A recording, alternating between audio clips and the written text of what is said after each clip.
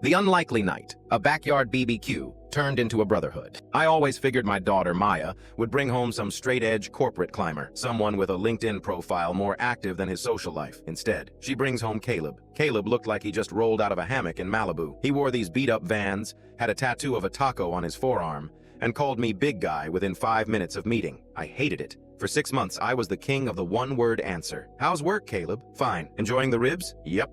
Then came the 4th of July. Maya and her mom headed to the store because, of course, we ran out of ice. It was just me, the grill, and the dude sitting on the patio. The silence was thick. You could hear the cicadas screaming. Suddenly, Caleb stands up, walks over to the cooler, and pulls out 2 glass bottles of some obscure local root beer. He hands me one and says, "You know, sir, I know I'm not exactly the guy you pictured for her. I'm a carpenter. I get sawdust in the carpets, and I definitely don't own a suit." I just looked at him, surprised by the honesty. Then he cracks a grin and says, "But I've spent the last 3 weekends secretly helping Maya's grandmother fix her porch steps so she wouldn't trip. She told me not to tell you because she didn't want you feeling guilty about being too busy." I froze. My mother-in-law is difficult, to put it lightly. We sat there for 2 hours, talking about wood grain, hand tools, and the proper way to sear a steak. Turns out the kid wasn't lazy. He was just genuine. When the girls got back, they found us covered in charcoal dust, debating the best 1980 rock anthems at the top of our lungs. Maya looked at me like I'd been replaced by an alien. Sometimes, you don't need a resume to see a man's heart. You just need a quiet patio and a cold drink. Caleb isn't my daughter's mistake anymore. He's the son I never had.